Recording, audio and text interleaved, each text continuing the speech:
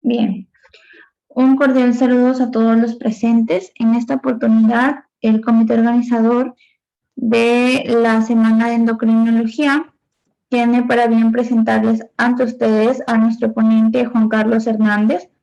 Él en esta oportunidad estará dictando el tema de enfermedades de neurohipófisis y pues un poco acerca de él, que es estudiante del 7º año, pertenece al staff de CTO Perú, también al staff de USAMEDIC, es tutor de fisiología, pre-coach en USAMEDIC y pues creador de contenido en su página de Instagram, Dr. Juanca.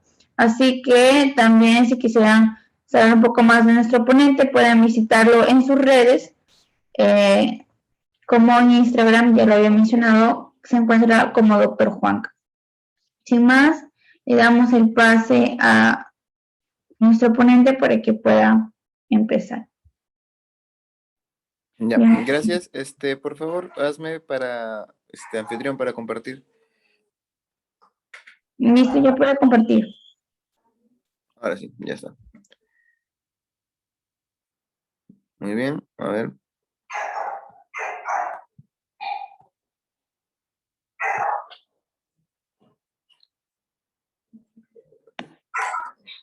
Ya, ¿se ve? Sí, se puede ver. Exacto, sí, se ve todo bien. Ya. Listo. Muy bien, chicos, hoy vamos a ver lo que es con respecto a lo que son enfermedades de neurohipófisis, que también me nombre es Juan Carlos. Vamos a ver un pequeño mapa mental con respecto a los temas más puntuales o sobre aspectos fisiológicos, ya que endocrino es un tema que necesita bastante fisio. ¿Ya? Muy bien, yo creo que cuando hablamos de neurohipófisis, recuerda dos hormonas que todos sabemos, que son básicamente lo que es la ADH, hormona antidiurética o vasopresina, y recordemos lo que es la oxitocina, ¿correcto? Con respecto, vamos a hablar básicamente sobre la ADH, ¿ya? O la hormona, lo que es la vasopresina. Quiero que recuerdes algo muy importante. Se almacenan en la neurohipófisis, pero ambas son producidas por núcleos supraventriculares, ¿correcto? Por el núcleo supraóptico y paraventricular. Supraóptico y paraventricular del tálamo. Ya paraventricular del tálamo son producidas y estas se almacenan básicamente en la neurohipófisis. Concepto que quiero que tengas claro si que no te vayas a olvidar. ¿Ya? Luego migran básicamente y se localizan en la neurohipófisis. La ADH o ambas, creo que recuerdas, se encuentran en el cromosoma 20, característicamente, si te preguntan. Muy bien. Y recuerda que la ADH se sintetiza básicamente si te preguntaran en las células magnocelulares. ¿Ya? Magnocelulares de lo que es el hipotálamo anterior, que son los núcleos supraópticos y paraventriculares. Luego, estas transportadas por el hipotálamo mediante una estructura que es la neuroficina 2. La neuroficina 2. ¿Ya? Lo que es con respecto a ADH. Muy bien, con respecto a las acciones, y acá te lo pongo, te he hecho un esquema sobre el sistema urinario. Recuerda que las acciones de esta hormona es muy importante. Básicamente, su función es mecanismo de la concentración de orina y lo hace mediante diferentes mecanismos. Entonces, vamos a repasar un poco de fisio renal a grosso modo, nada más, no vamos a extendernos mucho tampoco, unos 5 minutitos. Recuerda que en el sistema colector nosotros tenemos lo que es un túbulo contorneado proximal, tenemos lo que es una asa de Henle, tenemos lo que es un túbulo contorneado distal y tenemos lo que son los túbulos colectores, ¿correcto? Muy bien. Si recordamos un poquito, a grosso modo, recuerda que el túbulo contorneado proximal, ¿qué epitelio tiene? Un epitelio cúbico simple, ¿ya? Epitelio cúbico simple. Y se encarga de su función de concentrar y diluir orina. Concentrar y diluye la orina. Diluye la orina. ¿Ya? ¿Cuánto se absorbe en el túbulo contorneado proximal? Aproximadamente un 65%. Se reabsorbe. ¿Listo? Luego tenemos la asa de Henle, que es aproximadamente un 15%. Y recuerda que tiene una porción descendente, delgada, una porción ascendente, delgada y una porción ascendente, gruesa. ¿Cierto? Muy bien. ¿Por qué se me hace muy interesante esta porción? La gruesa, básicamente, porque acá tiene ese famoso transportador sodio-cloro-potasio. Sodio-cloro-potasio. ¿Ya? Que es donde actúan, ¿qué medicamentos? Recuerda los ASA, los diuréticos de ASA, que son los de efectos de mayor potencia. Son los de más potencia. ¿Ya? Y esto es muy importante en el tratamiento que vamos a ver hoy día. Por eso te lo menciono. Recuerda que en la porción ascendente gruesa del asa de Henle se encuentra el transportador sodio-potasio-cloro. ¿Ya? Y recuerda que esta posición es impermeable al agua, ¿correcto? Y lo que es el epitelio, básicamente aquí es un epitelio cilíndrico, perdón, plano simple, y acá encontramos ya en la porción gruesa un epitelio cúbico simple. En el túbulo contenedor distal es igual un epitelio cúbico simple, y recuerda que acá vas a encontrar el famoso ribete en cepillo, y te lo pongo entre paréntesis porque cuando tú le das gastro, recuerda que tiene lo que es en chapa estriada, que básicamente son cilios, ¿ya? Pero a nivel urológico te vamos a ver como ribete en cepillo. Concepto claro que no quiero que te olvides. Y recuerda que el túbulo contorneado distal se reabsorbe un 10% restante y los colectores un 9%. Y recuerda que nosotros excretamos o orinamos básicamente 1%. ¿Ya? ¿Por qué es importante o por qué te lo digo? Por las acciones o el mecanismo de la hormona antidiurética. Si te pregunto desde el punto de vista fisiológico, ¿correcto? ¿Cuál es su función? Y te lo pongo con negro. Y te lo pongo con negro. La función es aumentar la permeabilidad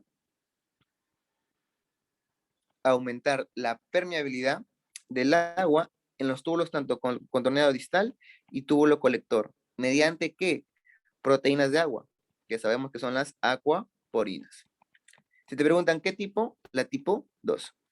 Esa es su función de la hormona antidiurética. A nivel fisiológico, su acción, mejor dicho. Perdón, su acción. A nivel fisiológico. ¿Ya? A nivel fisiológico.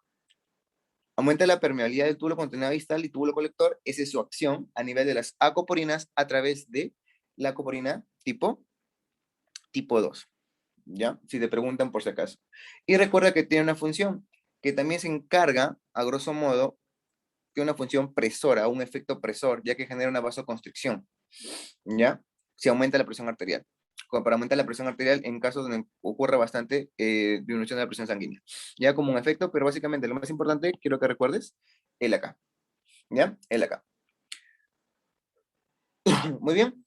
Y recuerda, ya hemos hablado de fisiología renal a grosso modo, y recuerda lo siguiente. Si te preguntaran, por ejemplo, ¿cuáles o cuántos aminoácidos tiene lo que es la hormona antidiurética? Recuerda que tiene 9 aminoácidos. ¿Ya? ¿Qué receptores tiene? ¿Cuántos receptores tiene con respecto a esta? Recuerda que en sus receptores tienen lo que son receptores beta 1 y receptores beta 2. ¿Ya? Básicamente la función que se menciona es el receptor beta 2. ¿Por qué? Porque es aquí que va a estar a nivel renal. Y si te vas preguntando, mira, vamos a ir un poco de clínica acá. Si te das cuenta, si hay alteración de estos receptores a nivel de beta 2, a nivel renal, te va a haber como que un tipo de insensibilidad a esta acción de la hormona. Lo digo así para explicártelo con más detalle posiblemente, pero quiero que vayas teniendo el concepto. Recuerda que la metodología de la Academia USA Médica y estos repasos relacionales es dar fundamentos teóricos muy prácticos y luego dar con casos clínicos que te van a preguntar. ¿Ya? Entonces, tiene receptores beta 2. Sin embargo, si te preguntan por ahí receptores beta 1, se menciona que también pueden estar en los huesitos, también que están en los huesos. Por eso se asocia que algunos pacientes desarrollan osteoporosis. Perdón, osteoporosis, falta la palabra, osteoporosis. ¿Ya? Si te preguntan a nivel, una pregunta más rebuscada, a nivel con respecto de receptor AMP-C cíclico, ¿ya? Con respecto a lo de la hormona antidiurética, ¿ya? Ahora, ¿qué funciones tiene? ¿Cómo es su efecto? ¿Cuál es lo inhibe? ¿Cuál es lo estimula? Vamos a sacar un pequeño cuadrito. Positivos y negativos, ya que tenemos la hormona ADH. Quiero que recuerdes con respecto a fármacos, esto es muy importante porque en el tratamiento se va a entender en la fisiopatología. ¿Qué fármacos aumentan? La nicotina, el tabaco, estimula la acción de la hormona antidiurética. No sé si alguna vez tenías práctica de fisiología cuando utilizabas el cigarro, tiene un efecto antidiurético porque disminuye la diuresis y el alcohol es completamente lo contrario. Entonces, su antagónico característico sabemos que es el alcohol, ¿no? El etanol, característico. ¿Qué más? ¿Qué fármacos estimulan la hormona antidiurética? Los opiáceos, ¿correcto? Y los antidepresivos tricíclicos. Y con respecto a los que lo inhiben, la naloxona y lo que es la fenitoína, que quiero que tengas en cuenta. ¿Y cuál es su función? Me estaba olvidando algo muy importante. Recuerda que la hormona antidiurética, si uno me lo dice, antidiurética, reabsorción de agua, aumenta la reabsorción de agua. No lo confundas con aldosterona, por favor, que es diferente. La aldosterona es otro cantar. La antidiurética aumenta la reabsorción de agua. Entonces yo te pregunto, cuando hay mucha estimulación o mucha liberación de esta hormona, ¿qué te va a generar? Aumento de la reabsorción de agua. Y por consiguiente, ¿qué te va a generar? A nivel de la osmolaridad plasmática. Te la disminuye porque es dilucional. En cambio, cuando hay disminución, cambia totalmente lo opuesto, porque va a generar un aumento de la osmolaridad plasmática. ¿Me entienden el concepto? Cuando se encuentra totalmente excretada o producida bastante, genera una disminución de la osmolaridad, porque reabsorbe más agua. Cuando está disminuida su secreción, genera todo lo contrario, una osmolaridad plasmática aumentada. Y eso es los diagnósticos diferenciales que quiero que tengas en cuenta cuando vamos a ver las dos patologías. ¿Ya? Muy bien, ya hemos hablado sobre esto. ¿Qué más? ¿Qué otros estímulos positivos tiene la ADH que no quiero que te olvides? Recuerda que el volumen, aumento de volumen, correcto, aumento de volumen, disminución de la presión, estimula positivamente, igualmente, estimula positivamente la ADH, ¿ya? Y recuerda que tenemos los famosos osmoreceptores a nivel del hipotálamo. Osmoreceptores a nivel del hipotálamo. Y esto es muy importante. Y el mejor ejemplo que te pongo, cuando se altera la osmolaridad, por más mínima que sea, se activa estos mecanismos de lo que es la polidicción, básicamente. Entonces, ¿qué es lo que pasa cuando comemos ceviche? Nos da bastante sed, ¿cierto? Es por eso, se altera un poco la osmolaridad por la concentración de sodio que tiene el ceviche. Y eso es lo que da como reflejo lo que es el aumento de sed, ¿ya? Entonces, sus funciones de la ADH se encarga de lo que es la regulación osmótica, que ya te he explicado, y básicamente un poco de lo que es de la presión arterial, pero no está, solamente aporta un 10%. Pero el que aporta más en el nivel de acá, del sistema colector, recuerda que es la sistema renina-angiotensina-aldosterona a través de la aldosterona, que tiene mayor eficacia, un 80%. En cambio, solamente está un 10 a 15%, por lo tanto no le tomamos tanta importancia clínica en este caso. ¿Ya? Quiero que el concepto esté claro, que se esté entendiendo. Y bueno, vamos a pasar con respecto, a grosso modo, con respecto a la oxitocina. ¿Ya? Recuerda que la oxitocina, de igual forma, se localiza en el cromosoma 20, ¿ya? Se localiza en el cromosoma 20. Y te pueden preguntar lo siguiente, ¿cuáles son sus funciones? ¿O qué es lo que, o cuáles son sus funciones de la oxitocina? Básicamente, en el hombre no está muy bien descrita la función de la oxitocina, por si acaso. Pero su función que debes recordar es que aumenta las contracciones a nivel del miometrio, a nivel del miometrio, y las células miopiteliales primarias de la mama. Y recuerda que ayuda a la eyección de leche. Ojo, eyección, no producción. Eyección de leche, porque la producción de leche es a partir de lo que es la prolactina, por si acaso. ¿Ya? Recuerda que tiene un efecto antidiurético, pero es muy leve, un efecto antidiurético, pero es muy leve. Y lo que quiero que recuerdes con respecto a su utilidad. ¿En qué situaciones nosotros vamos a encontrarlo bastante útil? Básicamente cuando estés estudiando la idea de obstetricia, ¿ya? Básicamente en lo que sea en el tema de hemorragia postparto. Hemorragia de postparto, vas a encontrar ese tema, vas a mencionarlo bastante. Y recuerda que en el hombre no se encuentra muy bien estudiada su función, ¿ya? Y recuerda que tenemos estímulos positivos para la oxitocina. Los estímulos positivos para la oxitocina. ¿Cuáles son? Succión del pezón, succión del pezón, succión del pezón. ¿Qué más? Si te preguntaran solamente la succión del pezón, no, hay dos formas que quiero que no te olvides. A nivel del tercio superior de la vagina, también se puede generar estimulación de la oxitocina, ¿correcto? Y recuerda, a nivel del canal, el nivel del endometrio. Son estos dos. El clásico es la succión de pezón, que es un reflejo, que ya los veré en obstetricia. Pero en estos dos también encuentras lo que es estimulación positiva, ¿ya? Y un estímulo negativo, que no quiero que te olvides, recuerda que es el alcohol. Si te das cuenta, el alcohol inhibe en la oxitocina, pero te estimula en la antidiurética. ¿Ya? Son los conceptos claros que no quiero que te olvides. Y su empleo clínico básicamente se utiliza en la inducción del parto, ¿correcto? Y con lo que es la contracción de lo que es la hemorragia. ¿Ya? Una hemorragia tras legrado, básicamente su función. Y lo que te van a preguntar siempre con respecto a citocina es su dosis. 10 unidades internacionales. ¿Ya? Lo que siempre te van a preguntar. 10 unidades internacionales. La dosis que debes tener en cuenta o lo que debes tener. ¿Ya? Ya hemos visto a grosso modo un pequeño resumen o mapa mental con respecto a estas hormonas y vamos a ver lo que es su utilidad clínica o las enfermedades que nosotros tenemos que ver. Cuando nosotros hablamos de enfermedades de la neurohipófisis, tenemos dos ejemplares que debemos tener en cuenta, lo que es la diabetes insípida y lo que es el síndrome de inadecuada secreción de antidiurética. Entonces, ya hemos hablado de esto, vamos acá. Si yo te digo, en el siguiente caso, mira, mujer de 34 años, poliuria, polidiccia, primeras 24 horas tiene una diuresis de 8 litros. Primeras 24 horas, diuresis de 8 litros. Glicemia se encuentra normal. Natremia tiene 748. Osmolaridad plasmática 309 y urinaria de 89. Entonces, si te das cuenta, o los datos que te van a orientar con respecto a diabetes insípida es lo siguiente. El diagnóstico es una diabetes insípida, ¿ya? Entonces, su epidemiología es igual tanto en mujeres que en varones. ¿Ya? En mujeres igual que en varones. Su etiología, tienes dos cosas que debes tener en cuenta. Lo que es cuando es central o cuando es nefrogénica, ¿ya? Entonces, acá tenemos lo que es la central y lo que es la nefrogénica. La nefrogénica. ¿Cuál es su fisiopatología? Básicamente es por una liberación inadecuada de la ADH. ¿Ya? Liberación inadecuada de la hormona ADH.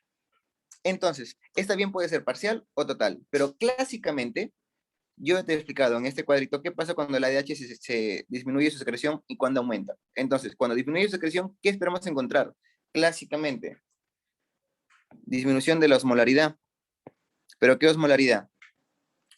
Urinaria. Y aumento de la osmolaridad plasmática. Y clásicamente, o muy preguntado, y te lo van a poner en los casos clínicos, te van a mencionar lo siguiente. La urinaria menor de 300 y la plasmática mayor de 295. ¿Qué esto quiere decir? Una disminuida y una aumentada, clásicamente. Con polidiccia y poliuria. Por recuerdo, no toda poliuria, toda polidiccia es diabetes mellitus tipo 2, por si acaso el concepto claro. Entonces tienes, característicamente son diuresis aumentada, ¿ya? Que te dicen más de 3 litros en el adulto y más de 2 litros en el niño, si te preguntan. Natremia normal y osmolaridad plasmática aumentada y la urinaria totalmente disminuida. Esos son los datos clínicos que te van a mencionar siempre cuando hablen de diabetes insípida. Ahora, diferenciarla de central y nefrogénica, ya que te lo voy a explicar. La clínica, ya sabes, poliuria más polidiccia más polidiccia. ¿Correcto? Muy bien, pues la clínica te va a mencionar y recuerda que el sodio se encuentra normal, la glucosa va a estar normal en estos casos, ¿correcto? Con respecto a la clínica. ¿Ya? Muy bien, el diagnóstico tenemos que diferenciarlo. Puede ser dos formas. Y aquí te lo pongo en mapita que yo he hecho para poder entenderlo. Cuando tienes diabetes insípida, tú tienes dos formas de clasificarlo. Tienes lo que es una central, ¿ya? Y una nefrogénica. Se sobreentiende por nefrogénica, que es a nivel del riñón, ¿no? Correcto. Central, las causas más frecuentes tienes a nivel hipoficiario, a nivel lo que son tumores, perdón. Tienes lo que son tumores y lo que es idiopática. Lo que es idiopática. ¿Ya? Si te preguntan con respecto a cuál es el tumor que más asocia a diabetes insípida, en caso te preguntara, recuerda que la idiopática es la causa más frecuente. Ya recuerda que la idiopática es la causa más frecuente de diabetes insípida, no te vayas a olvidar. Si te preguntaran con respecto a qué tumores, no he encontrado información con respecto a eso, pero en lo que es en el síndrome adecuado, sí. ¿Ya? Entonces, tienes que saber diferenciar dos cosas, la central y la nefrogénica. ¿Qué pasa? En la central hay, con respecto a alteración de los receptores, de los osmoreceptores a nivel del hipotálamo. Esa es su etiología. Esa es su etiología, su fisiopatología. Alteración de los osmoreceptores a nivel del hipotálamo. En cambio, la nefrogénica se altera o hay insensibilidad, como yo lo llamo, con respecto, o falta de respuesta de la ADH en el riñón. En el riñón. Entonces, yo te pregunto, si tú le das falta de ADH, si tú le das ADH a esta y le das ADH a esta, ¿cuál te va a responder? Por lógica. La de acá. Esa te responde. Esta no. Y ese es un diferencial importante. ¿Por qué? Porque en los casos clínicos, clásicamente te lo van a mencionar así, como te digo, urinaria o mayoría urinaria menor de 300 y plasmática mayor de 295. Entonces, tienes dos formas de hacerlo. Uno, te van a mencionar el test de deshidratación o test de Miller, también llamado, pero este solamente lo vas a utilizar en una condición. ¿Cuándo? Cuando te digan una osmolaridad urinaria disminuida, o sea, menor de 300, y una plasmática normal. ¿Por qué? Porque plasmática, el paciente está en condiciones de tomar bastante agua y mantener una osmolaridad, mantener el equilibrio. Es decir, un paciente controlado. Pero en los casos clínicos te van a poner siempre el paciente así, descontrolado. Pero te pueden enseñar así. Solamente ahí el test de la deshidratación se aplica con respecto, que es el test de Miller. Ya al paciente no le das agua en la mañana y le evalúas recién su osmolaridad en la noche. ¿Para qué? Para que posteriormente tú apliques desmopresina, que es un análogo de la vasopresina, y evalúas, ¿ya? Ese es el concepto que quiero que tengas en cuenta. Pero sin embargo, si te dicen un paciente con osmolaridad disminuida, la urinaria y la plasmática aumentada de frente, tú ya no haces test de deshidratación, ya está contraindicado, por si acaso. ¿Qué quiere decir? Cuando es el paciente clásico, el clásico paciente. Ahí ya no aplicas test de hidratación, aplicas directamente test de desmopresina, directo. ¿Por qué? Porque puedes complicar al paciente. Y evalúas cómo responde. Si aumenta, correcto, la osmolaridad, si aumenta la osmolaridad, estamos hablando de una central. Y si disminuye la osmolaridad, estamos hablando de una nefrogénica, porque te acabo de explicar que sobreentiende que hay falta de sensibilidad, entonces no va a responderte. ¿Ya? No va a responderte. Espero se esté entendiendo con respecto al tema de diabetes insípida. Es un poquito confuso la parte cuando dicen antidiurético y todo eso, pero quiero que lo tengas claro. ¿Ya? Aquí voy a hacerte un pequeño mapita para que se pueda entender mejor. La clasificación, bueno, puedes explicarla como central o como nefrogénica. Ahora, si yo te pregunto con respecto a la nefrogénica, sus causas más frecuentes, tienes que saber dos cosas, en el adulto o en el niño. En el niño la causa más frecuente es genética. Y en el adulto, piensa lo que es en la hipercalcemia y en los fármacos. ¿Qué fármacos quiero que tengas en cuenta acá? Recuerda, básicamente estos dos, Foscarnet, didanosina, ¿ya? Y por ahí te doy anfotericina B, ¿ya? Las causas más frecuentes son hipercalcemia y fármacos en el adulto, y en el niño es genética. Recuerda que en esta clínica, en el niño, si es genética, va a ser más precoz, va a ser más súbita. En cambio, en el adulto, te vas a dar entre los 30 a 40 años, ¿ya? 30 a 40 años. ¿Ya? Espero se estén entendiendo, muchachos. Estoy haciendo lo más práctico posible para que en exámenes les pueda servir esto. También nosotros tenemos lo que es una gravídica, una diabetes insípida gravídica que ocurre en la gestante, pero luego posteriormente mejora con semana después. Ahora, por acá hay un síndrome que te lo pueden mencionar, ¿ya? Que es el síndrome de Wolfram, perdón, ¿ya? Que se asocia diabetes mellitus más diabetes insípida tipo 1, más diabetes insípida, ¿correcto? Más atrofia óptica, y es una enfermedad recesiva, ¿ya? Es un síndrome raro, pero te pueden presentar. Bueno, ya por ahí te lo menciono. Muy bien, y recuerda que sus etiologías también puede ser una causa adquirida, como un TEC, que es en la central, ¿ya? Muy bien, entonces, ya hemos hablado de los conceptos. Recuerda que la etiología más frecuente de la central es idiopática. La causa más frecuente de diabetes insípida en general es idiopática. De la nefrogénica, la causa más frecuente son hipercalcemia y por fármacos, y lo que es en adultos y en niños, la causa más frecuente es genética. ¿Ya? Genética. Ya hemos hablado que con respecto al diagnóstico, clásicamente tienes dos opciones: osmolaridad disminuida, urinaria y plasmática aumentada, que es el test de DESH, el test de deshidratación o el test de Miller, o cuando te dicen osmolaridad disminuida urinaria y osmolaridad plasmática normal, aplicas ya recién el test de deshidratación, se encuentra contraindicado en estos casos, y volvamos lo que es la desmopresina. ¿Ya? Entonces, ¿cómo es el tratamiento en estos casos? ¿O cómo es con respecto? ¿Cómo es el tratamiento? Básicamente, el tratamiento es conservador. ¿Ya? El tratamiento es conservador. ¿Qué quiere decir esto? Que nosotros vamos a hacer, si tiene clínica del sistema nervioso central, vas a darle suero fisiológico. Suero fisiológico, ojo, suero fisiológico. Y vas a darle básicamente análogos de desmopresina a esos pacientes. De desmopresina. ¿Ya? Ahora, hay otra forma de lo que es diabetes insípida, y acá te la pongo para que se pueda entender mucho mejor, lo que es la polidixia primaria. Entonces, en la diabetes insípida, te lo pueden asociar de tres formas, mira. Es la siguiente: la clásica, el dato clásico, en el caso clínico, te va a mencionar lo que es en un paciente controlado, y te puede mencionar con respecto al paciente de la polidixia primaria. Polidixia primaria. Polidixia primaria. Esas tres formas. ¿Qué quiere decir? Caso clínico, frecuente, clásico. Te van a poner siempre para que tú lo marques de una forma práctica, nada más, sin confundirte tanto. Es osmolaridad urinaria disminuida y osmolaridad plasmática aumentada. En el paciente controlado, osmolaridad urinaria disminuida y lo que es una osmolaridad plasmática normal. Y en la polidixia primaria, no hay antecedente o no hay falla con respecto a los osmoreceptores. Entonces la osmolaridad va a cambiar, pero no va a estar de acuerdo a la diuresis. Entonces acá va a haber disminución de la osmolaridad urinaria y date cuenta, disminución de la osmolaridad plasmática. Ahí están tus tres diferenciales, mira, para que nunca te olvides. Polidixia primaria, paciente con disminución de la osmolaridad urinaria y plasmática. En cambio, en la diabetes insípida clásica, en el caso clínico, osmolaridad urinaria disminuida y la plasmática aumentada. En el controlado, la plasmática es normal. ¿A cuál vas a aplicarle test de deshidratación? Acá, a la controlada.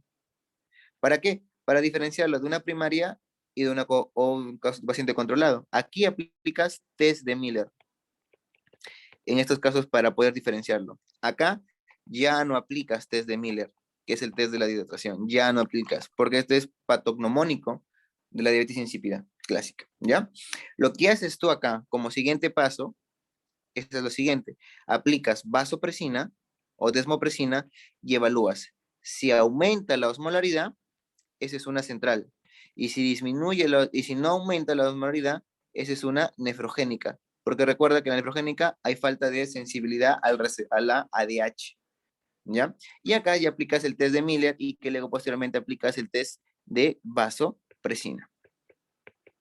El test de vasopresina. ¿Ya? Si te preguntan con respecto a la polidixia primaria, tienes tres formas. ¿Ya? Tienes tres formas de la primaria. Tienes lo que es la iatrogénica, la psicótica y la dixógena. Psicótica y la dixógena, ¿ya? Las psicóticas, o sea, trastornos mentales, enfermedades psiquiátricas, las heterogénicas son aquellas personas que beben bastante agua, ¿correcto? Las que beben bastante agua. Y la dixogénica, básicamente, en las que hay un aumento excesivo, ¿ya? Aumento excesivo. Entonces, ya tenemos las clasificaciones, ya tenemos los diferenciales, que no quiero que te olvides. Espero que este mapita te sirva para que no te olvides cómo diferenciar una polidixia primaria, una controlada y lo que es una característicamente de un caso clínico. Entonces, en este paciente, mira que te dice, paciente polidíxico, poliúrico, presenta test de la C, o hacemos test de Miller, que es lo mismo, test de C o de deshidratación, o test de Miller, con resultados de osmolaridad urinaria 700, y aplicas vasopresina de 710. ¿Cuál sería el diagnóstico? Una polidixia primaria. Una polidixia primaria. ¿Por qué? ¿Te das cuenta? Osmolaridad urinaria tiene 700. Después del test de deshidratación. Entonces, si te das cuenta, en un test de deshidratación, lo normal es que, en este caso, la disminuya cuando hablamos de una diabetes insípida. Pero aplicamos vasopresina y no cambia, y aumenta, al contrario. Eso es característico de una polidixia primaria. Es muy característico, ¿ya? Es muy característico. Entonces, si te das cuenta, tienes dos formas de abordar. Con respecto a la osmolaridad y con respecto, básicamente, a la anatremia. En algunos casos también te lo pueden mencionar, ¿ya? A la anatremia. Entonces, son los casos clínicos más representativos que te he puesto. Ese tema no es tan preguntado en exámenes. El que de endocrina, de diabetes, que tienes que saber como nombre y apellido, recuerda que siempre va a ser diabetes mellitus. Sin embargo, debemos tenerlo en cuenta, ¿ya? Debemos tenerlo en cuenta. Entonces, si te preguntan, ¿qué alteración electrolítica vamos a encontrar en una diabetes insípida central? Característicamente, una plasmática aumentada, una urinaria disminuida y una natremia. Vamos a encontrar una natremia alta, característicamente, concepto básico, ¿ya? Concepto totalmente básico. Muy bien. Ahora vamos a ver otra enfermedad, ¿ya? Que es el SIDA. El síndrome de secreción inadecuada de vasopresina, el SIAC, ¿ya?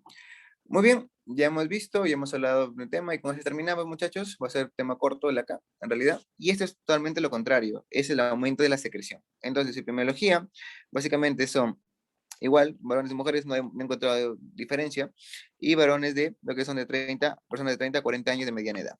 Con respecto a citología, aumento de la secreción excesiva, de la hormona antidiurética. Entonces vamos a ver el siguiente caso. Te dicen, varón de 45 años, fumador sin antecedentes. Bacán. Ingresa por emergencia, examen físico, normotenso. Se encuentra estable. Ausencia de edemas y alteración de conciencia. Sodio, 120. Osmolaridad plasmática, 245. Y glucemia se encuentra totalmente normal. Ni para pensar en un cuadro de, no sé, cetoacidosis, un cuadro hiperosmolar.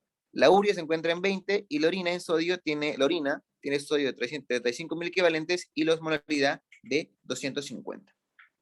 Dato importante, que nunca te olvides, en laboratorio, en un síndrome, lo que es de secreción inadecuada de hormona antidiurética, es que es al revés, mira, la osmolaridad urinaria se encuentra aumentada. Y se encuentra disminuida la osmolaridad plasmática. Totalmente diferente. Acá. Totalmente diferente. ¿Ya? Totalmente diferente. Totalmente diferente. ¿Ya? Entonces, esta enfermedad se caracteriza porque son igual en varones y mujeres, es por aumento de secreción inadecuada, una alta secreción de la hormona ADH, y como yo te expliqué, a nivel renal, ¿qué es lo que va a generar? Que se reabsorba más agua. ¿Ya? Su fisiopatología es básicamente eso, una secreción inadecuada del ADH,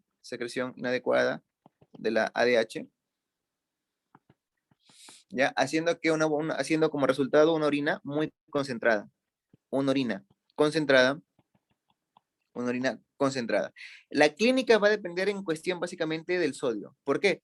Si es una hiponatremia severa, menor de 125, recuerda que el sodio es el principal ion que controla el sistema nervioso central o el sistema nervioso en general. ¿Qué te va a generar? Estupor, convulsiones. Y recuerda que cuando se encuentra muy, muy elevado, más de 145, igual, estupor, convulsiones. No sé diferenciarlo. Un dato fino, si acaso te preguntan cómo diferenciarlo semiológicamente, hiponatremia, hiporreflexia, hipernatremia, hiperreflexia. ¿Ya? Un dato semiológico un poquito más fino en caso de que quieran preguntarte. ¿Ya? Pero igual básicamente con alteraciones de sodio en ambos, muy extremos, te va a generar muy en específico estupor, convulsiones y todo eso. ¿Ya? Eso es lo que yo quiero que tengas en cuenta con respecto a esto. Ahora, con respecto a la citología, básicamente, con respecto a citología, tenemos lo que son neoplasias. Tenemos con respecto a lo que son neoplasias, ¿ya? Y si te preguntan cuál es el cáncer mayor asociado, tenemos lo que es el microcítico de pulmón, ¿ya? Es la neoplasia más asociada a este síndrome, ¿ya? Es la neoplasia más asociada a este síndrome, ¿ya? Que no quiero que te olvides. Y recuerda que su diagnóstico básicamente es laboratorial, con respecto a un poco clínico, y laboratorio que ya te he mencionado, ¿no? Con respecto a la osmolaridad urinaria aumentada y la osmolaridad plasmática disminuida, ¿ya? Muy bien. Chicas, me dicen si que se va la señal porque a veces mi internet falla. Hasta ahorita todo bien, se escucha perfecto. Ya, genial.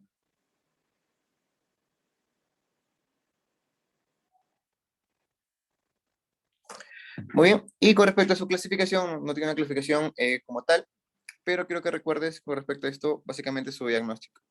Ahora, el dato importante que quiero que tengas en cuenta, ¿cuáles son los criterios diagnósticos?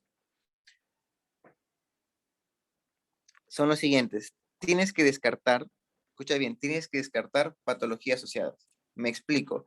Para hacer un diagnóstico de este síndrome, tienes que haber descartado primero de otras causas de hiponatremia, como cuál, insuficiencia cardíaca, cirrosis hepática, etcétera. ¿Ya? Entonces, para el diagnóstico, los criterios diagnósticos, recuerda, tienes que haber criterios mayores, tiene que haber hiponatremia, tiene que haber una hipoosmolaridad plasmática, ¿ya? Plasmática. No tiene que haber edemas, ojo, no tiene que haber edemas, porque si hay edemas ya descarta la patología, piensa en otra patología, falla renal, falla hepática o falla cardíaca. Ya no tiene que haber edemas. Recuerda, osmática urinaria aumentada, ¿ya? Y descartar otras causas, o sea, que no sea paciente con falla suprarrenal, que no sea paciente con falla tiroidea, ¿ya?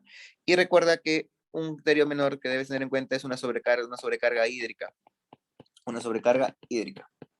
¿Qué quiere decir? Es aplicarle grandes cantidades de volumen al paciente de agua y evaluar su diuresis. Se tiene que eliminar gran parte, un 80% en las próximas 2 horas. Si no elimina es porque tiene lo que es un criterio menor para el diagnóstico. Recuerda que la ADH lo que hace es disminuir la diuresis, y como este paciente la tiene altamente secretada, lo que va a generar es una disminución de ella. Entonces aplica lo que es el test de sobrecarga hídrica. Pero lo más importante, que no quiero que te olvides, primero descarta otras causas, nada más. Es lo primero que debes pensar. Luego pasa al siguiente. Paciente con no edemas, paciente se encuentra completamente sin otra alteración. Y en normotenso, no edemas, como el caso clínico que te mencioné acá. Normotenso, no edemas, ni nada por el estilo. ¿Ya? Con respecto al tratamiento, tienes que saber si es asociado a etiologías infecciosas o neoplasias, es etiológico. Pero si se encuentra asociado ya para el control o sintomático, tienes que evaluar dos cosas importantes. ¿Cómo se evalúa el sodio? Si el sodio se encuentra muy alto, se encuentra el sodio muy bajo. ¿Por qué? Porque si el sodio se encuentra muy bajo, vas a dar suero salino hipertónico. Pero acá un dato muy importante.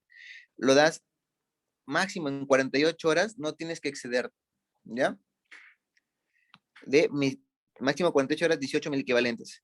Máximo en 48 horas, no debes pasarte. ¿Por qué? Porque generas como riesgo una mielinitis pontina central. Recuerda que es una enfermedad dismielinizante cuando haces cambios bruscamente la corrección de sodio. Recuerda que el sodio se corrige de a pocos, ¿ya? Y cuando esta se encuentra, cuando se encuentra muy disminuida, y esta cuando se encuentra muy aumentada, correcciones nada más. Haces lo que son restricción hídrica y aplicas con respecto a diuréticos, cuando se encuentra alta. Cuando se encuentra baja, das soluciones salinas hipertónicas.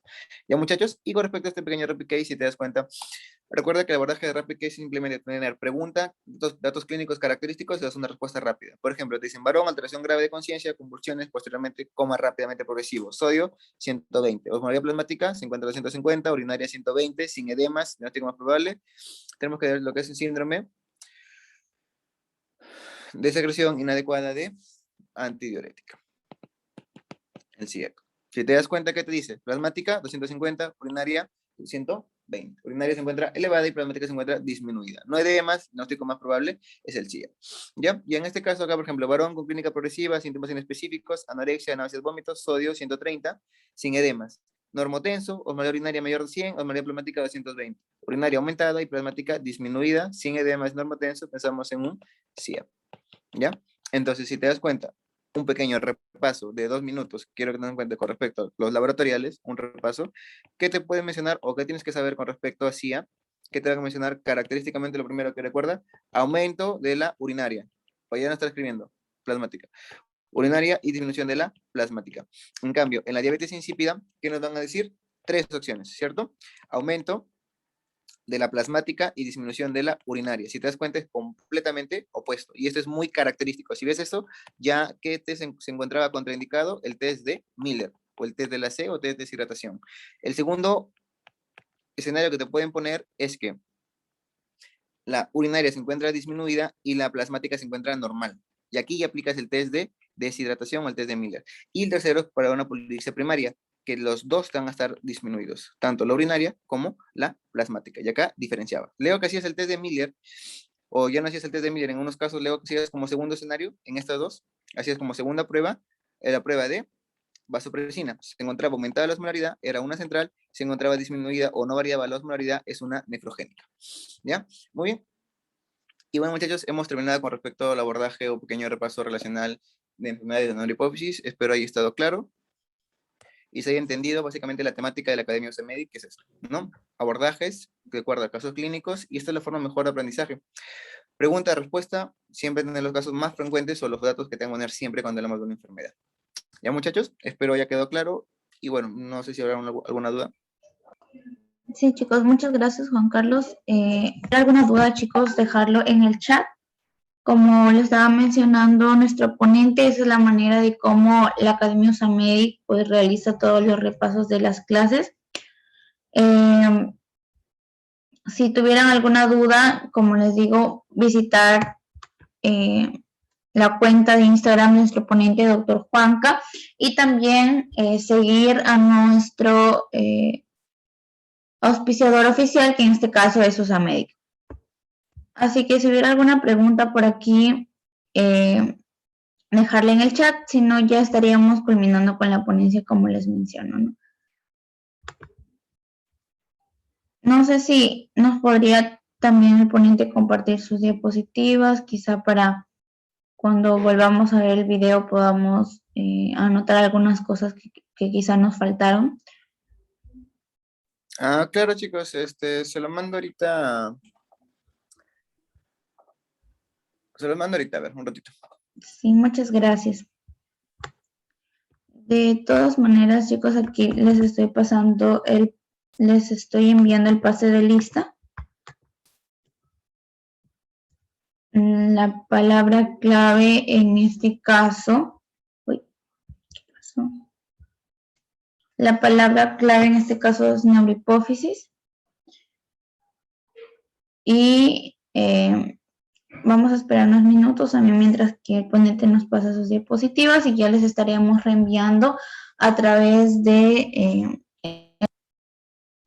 sin nada más que mencionar, pues agradecemos nuevamente a nuestro ponente por haberse tomado el tiempo de explicarnos de una manera un poco más dinámica y para afianzar todos los conocimientos que ya teníamos sobre este tema, ¿no? Entonces, Sí, de igual ya acabo de manera... mandártelo. Ok. A ver, revíselo. Se lo he enviado a... ¿Te llegó? La ha enviado mi compañera, Sí, a pero, Maricruz. ajá, sí, seguro ya me lo estará enviando. Ah, ¿tú me hablaste hace ratito? Yo soy Paola. Ah, ya, te lo mando ahorita entonces. Ya está.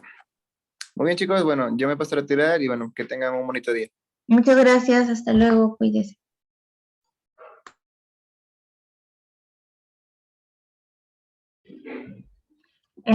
Chicos, ahí he dejado el pase de lista, vamos a esperar unos minutos